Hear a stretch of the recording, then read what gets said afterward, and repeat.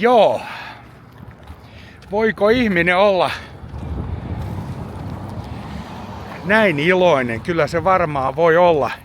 Meikäisen semmonen lähitulevaisuuden haave ja paikka, mihin mä haluan mennä, niin on nyt sitten tavoitettu. Eli Diddley Squad Farm Shop. Ja ollaan Jeremy Clarksonin farmilla, tai nyt ehkä paremminkin hänen pienen maalaiskauppansa pihassa. Ja tuota sarjaa on saanut Primeilta nyt ainakin katsella 4 kauden verran, viidettä kuulemma kuvata. Ja tässä on itse asiassa se parkkipaikka, jota kovasti, tai rakennettiin kuin Iisakin kirkkoa. Ja tänne on muutama muukin tullut nyt sitten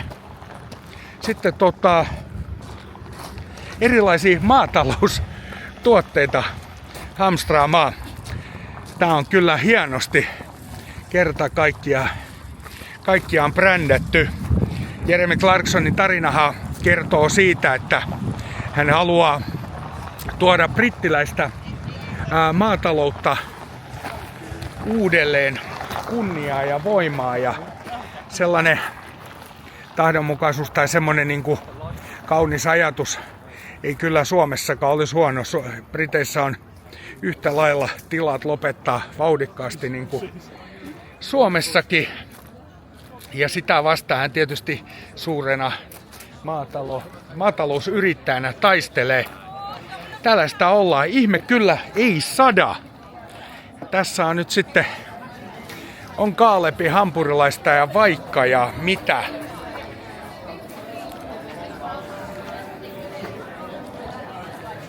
On kyllä. Siitä vähän katsotaan, että onko julkisuus vaikuttanut hintoihin.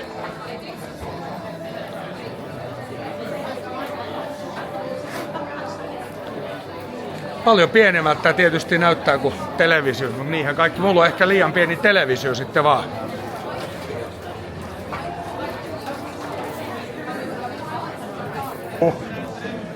Nytten.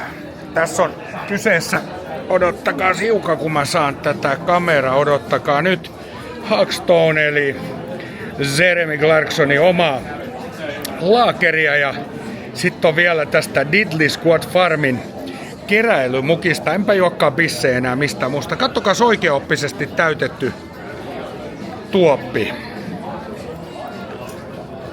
Otetaan tosta, suoritetaan Ost-Est eli maisteluversio. 9,5 puntaa voidaan pitää. On siinä olueella hintaa, mutta tää oli 2,5 puntaa tämä muovimukki. Maistetaan.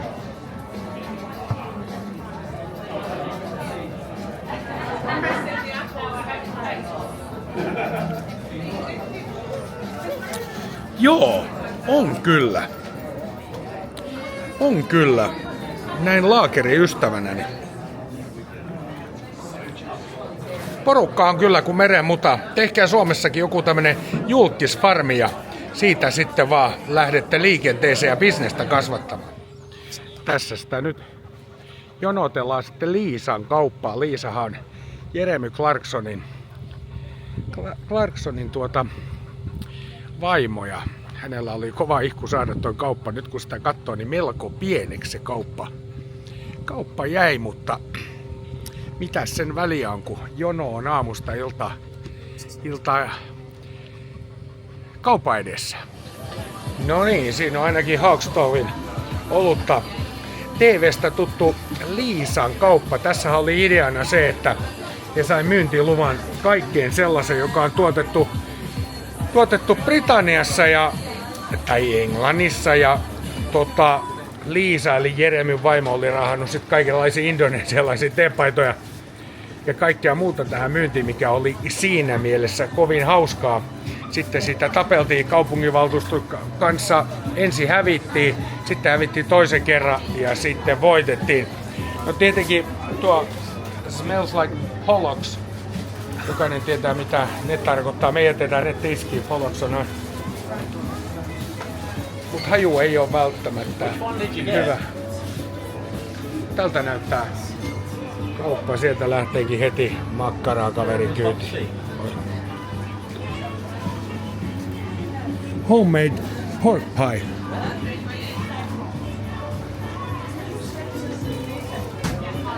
kyllä ne täällä osaa tosiaan hinnoitella. 60 on tyhjä pullo ja täysnäistä ei uskalla kysyä fudge. Diddly got fudge.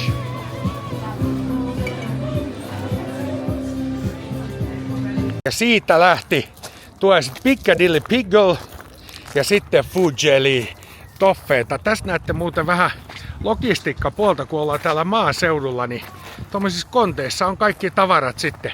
Täytyy olla vähän mahdottoman hyvä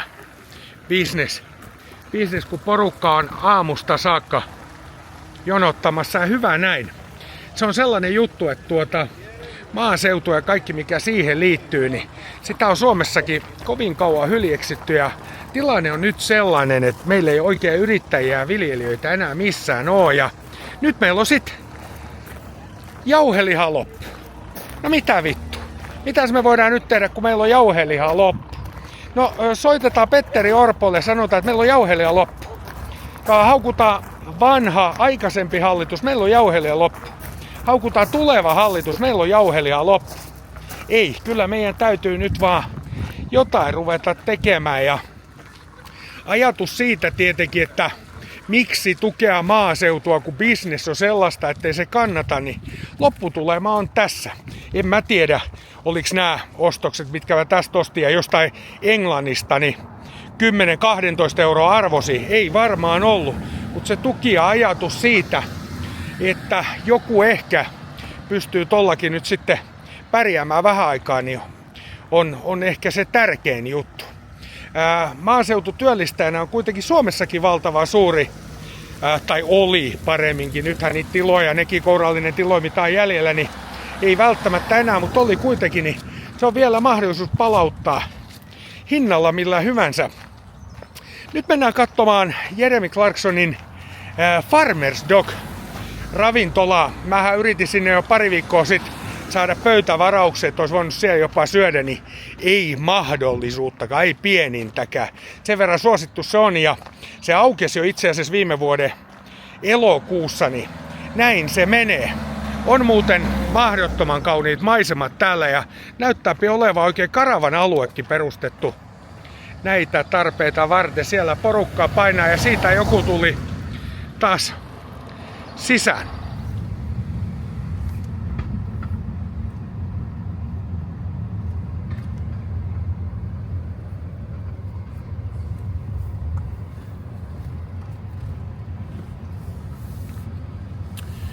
Ja tää on nyt se Chipping Norton kylä, eli tossa ihan Clarksonin farmin vieressä. Ja tässä on pakko nyt käydä katsomassa se kaupungin talo, kuka loppuun saakka söi hermoja. Noihan on ollut paljon esillä, mikähän mahtaa olla ollut paljon esillä myöskin Suomessa tämmönen niin kuin vandalisointi byrokraattien toimista, siis ihmisistä, jotka istuskelee tuolla kaupungintaloilla ja muilla ja hevohelvetit tietää yhtään mistään mitään, mutta vaikeuttavat ihmisen elämää byrokratiassa.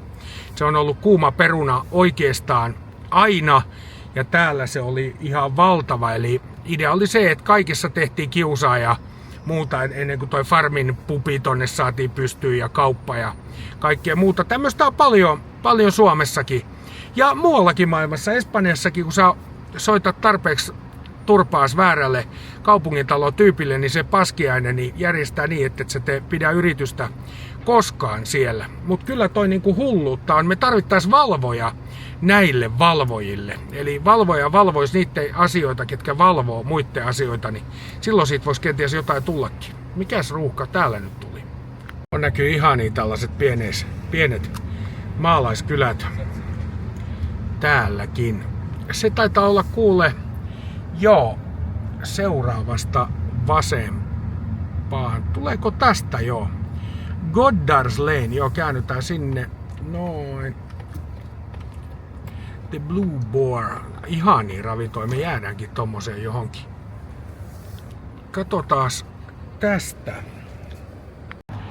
Ja tässä on nyt kaupungin talo sitten, eli Guildhall. Guildhall 1520. Tehty, on siinä pitkät perinteet, voi mahoton. Nyt olisi tarkoitus perinteistä, kun tuli mieleen, niin löytää joku, katos tommonenkin, Crown & Cushion Hotel. Ai saakeli, tää voisi oikeesti viettää aikaa. Nyt syödään jotain peri-englantilaista. Mutta mitä? Aika jännä alkupala leipä, missä on niinku puolet tummaa leipää ja puolet vaaleat leipää ja sitten on joku pieni setti. No niin, tässä ne nyt on ja tältä ne kuuluukin näyttää fish and chips. On reippaan kokoiset ja ranskalaiset, voisiko sanoa oikein pulleat jopa. Sitten on leivitetty kala. Sitten on tartarsossi, mitä ilman ei kuulu koskaan fish and chips syödä. Ja sitten on tietenkin, olisiko nyt toi jonkunnäköinen pikkelöity saatti. Ranskalaista on ainakin hyvin. Bon appetit! Eli fish and chips mä annan 3/5. Perusteluna se, että mä en niin tosta turskasta muutenkaan välitä. On sen jouluaikaan lipeä kalana vai mikä livekala se nyt onkaan, niin ihan ok. Tässä on kahvi, mä lorautin siihen poikkeuksellisesti vähän maitoa, mutta tää on nyt sitten niin englantilaista kuin olla ja voi, eli toffee-pudinki. Ja sitten siellä on tommonen pieni systeemi tuolla liemi alla ja sitten on myöskin jäätelöpallo. Ja tää on jännää, tää on ihan kuuma. Tää on kyllä hyvä ja todella makeet. Joo, nyt se löytyi sitten. Kauan sai etsiä, mut kannatti tulla aina tänne Cotswoldin ja laitaks oven kiinni tosta, niin ei ne pahassa. Ja täällä on muuten lämmin Cotswold Shoppe, Sweet Shoppe. Ja mä oon nyt etsinyt, kun jokainen britti puhuu näistä ja kukaan muu ei käsitä. Ja nämä on nyt sitten baby jellies, eli vauvahyytelöitä. Ja jelly babies, joo, ja kun katsotaan, niin kyllähän siitä tommonen vauva onkin. Maistappa sä ensin, mä katon, jos sä tukehdut.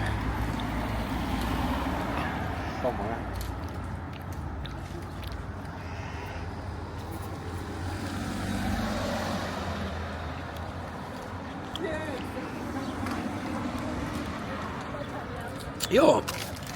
En mä nyt sanois, että huono on. Outo.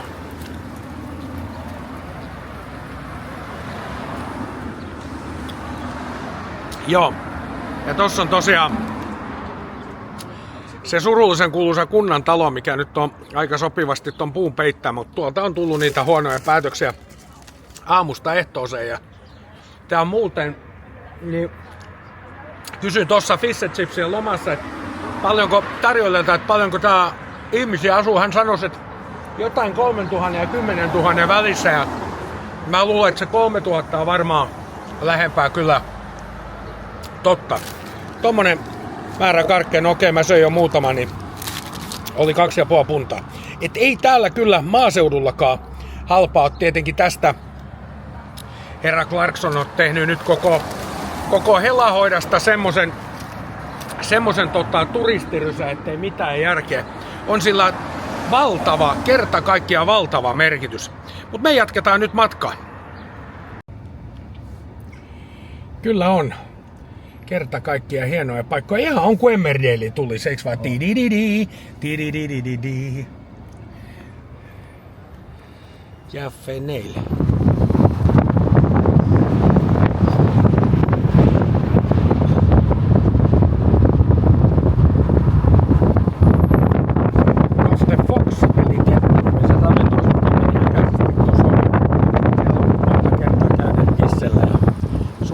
Vähän tulevaa Clarksonit ja Calebit ja Mr. Ireland. Se sukunimi on Ireland, se hyvä jämmäri.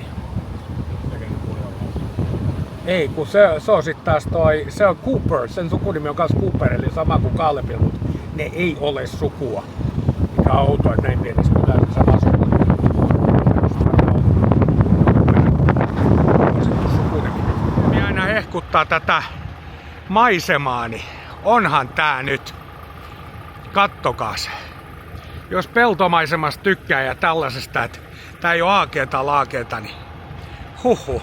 Ja upean näköisiä noitua erilaiset viljalaat. Ja sitten nämä tiet, kun puut pohjusta ja reunustaa joka suuntaan, niin ne on aina tämmöisiä hetkeisiä kohtia. Kerta kaikkiaan upea luonto kyllä Englannissa.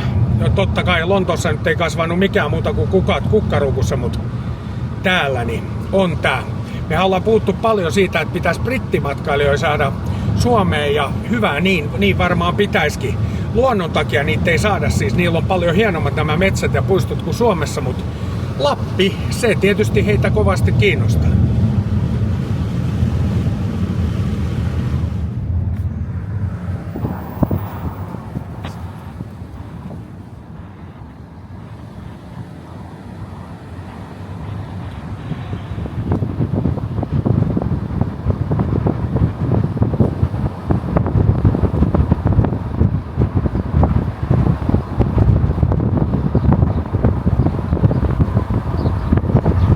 Kiviaitaa. Siitä ne on täällä varsinkin maaseudun innostunut. Tätä kiviaitaa on joka puolella. Liste siinä on mennyt mies ja naistyötunteja paljon.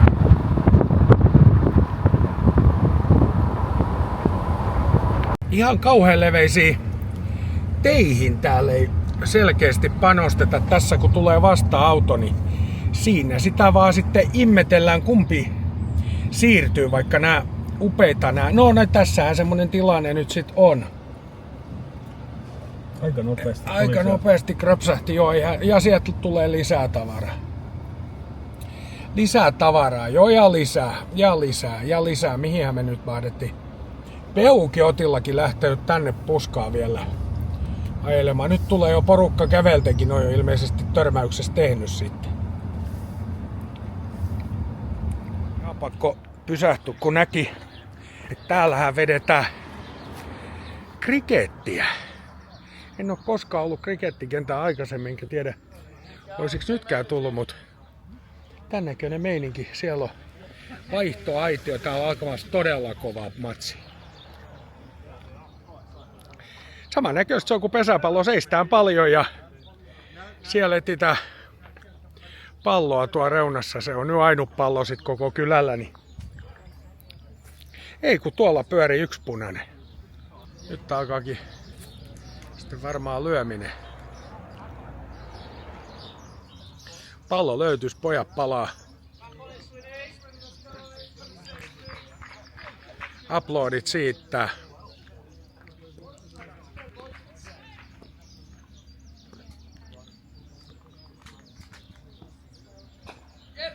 Aikaa.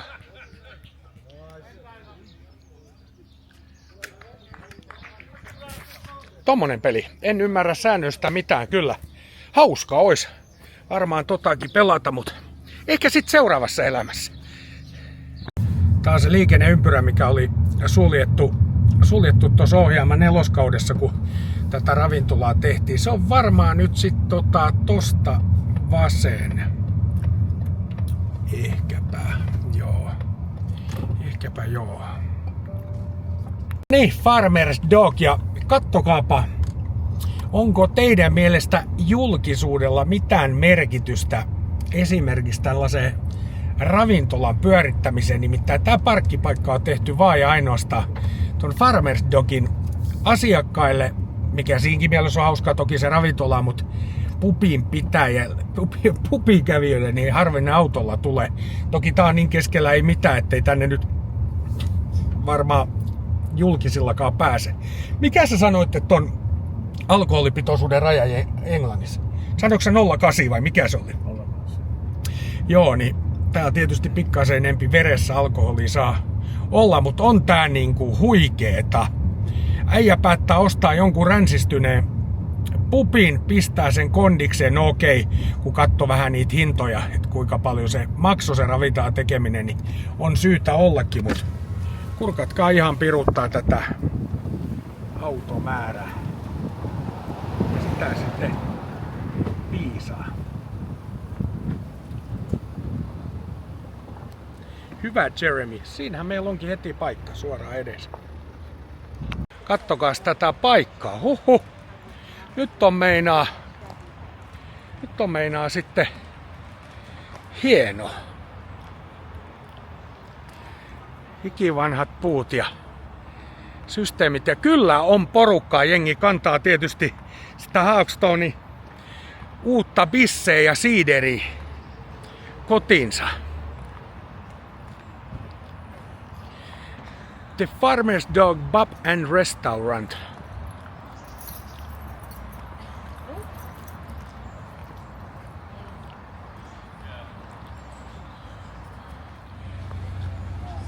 Ja täällä on nyt se piha-alue sitten.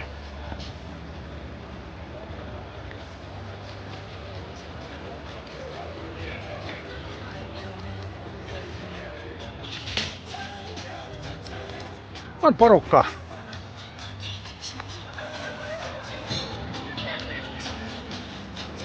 Täälläkin pitäisi olla Liisan kauppa. Kovista ainakin tehtiin. Ja siinähän se onkin. Heti oikealla. Ja lihaliike oikeaoppisesti. Katsotaan nyt, näkyykö näissä hintoja. 8,29 on tommonen 508 vähän pekoni. En mä nyt noista hinnoista osaa sanoa, mutta selvä on se, että ne on ainakin tehty kaikki paikan päälle ja täällä on ollut osasto. Katsotaan muuten se kaljahinta, se lukee tossa. 28 puntaa on keissi. Eihän toi mikään keissi joku. Siis siinä on puoli keissiä, 12. Ne on pakannut se tollaseen.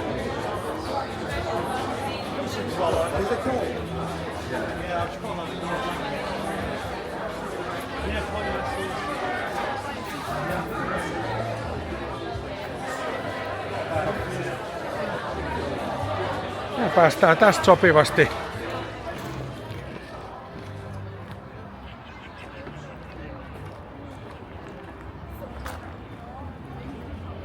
On kyllä hieno paikka kerta kaikkiaan tämäkin. Mikäs tossa olisi? Sateenvarjo alla olla ja ottaa vähän mukia. Se vaan, että mihin täältä sitten jatkoille. Ja tässä on itse Farmer's Dog.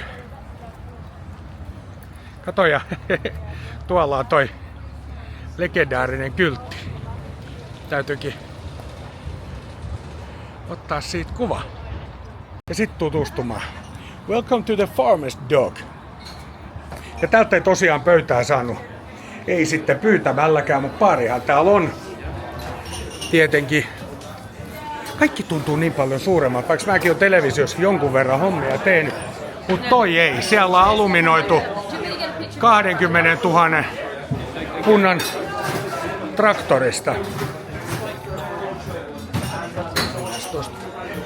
Katsomaan vähän paikkoja.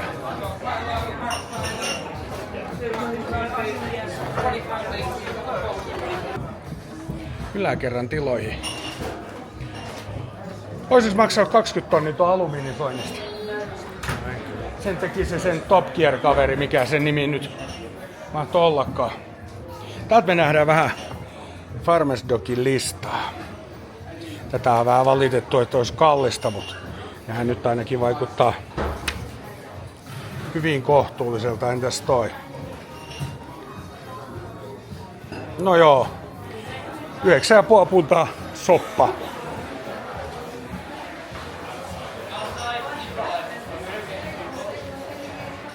Täällä on hyvä, kun tää pari alkoi, niin täällä ei tosiaan avaisina niin kuin ei kuulukaan koskaan toimii yhtikäs mikä. Paitsi toi kyltti ja sekin puoliksi. Ei tullut vettä ja sähköt präkäs ja näin poispäin. Tuttu fiilis meikäisellekin aina kun jotain on avannut, niin kyllä se aina alku jotenkin munille on mennyt. Katsotaan tää Farmer's Dogin, älä siinä töttäile. Farmer's Dogin takapiha myöskin. Tuolla on terase, niin kuin äsken nähtiin. Ja tää rakennus, tää oli se Alan, joka näitä on tehnyt, niin tuolta vuosi pahasti katto, mutta on näköjään saatu kuntoon. Tietenkin hiukan sitä auttaa se, että vettä ei saada. No glass to be taken out of the pub anyone's in the deck. Okei, joo. Kattokas. Tällaista terassia täällä. Jaajo painaa siellä superterassia, niin täällä on vähän tämmönen pienempi. Ja tässä on nyt nääkin sitten, näistähän kipuutiin kovasti näistä varjoista, niin tommoset siihen tuli. 3 valtavaa varjoa. Maksoi ihan perkeleesti. Joo, semmonen meillä oli Jeremy Clarksonin farmikierros. Käytiin kaupat läpi ja pupit ympäri ja päästiin maistamaan sitä Hawkstonin oluttakin. Ei ollenkaan hullumman makusta. Toivottavasti tekin saitte tästä yhtä paljon irti. Mun täytyy muuten kuvata tuohon loppuun vielä poistumista. Se on niin jumalattoman hieno. Toivottavasti te saitte yhtä paljon irti kuin meikäläinenkin. Ja jolle te ole kattonut Clarksonin farmia, niin katsokaa ihmeessä. Siinä on hieno. Myöskin Suomen maatalous taas nousu. Kattokaa tätä.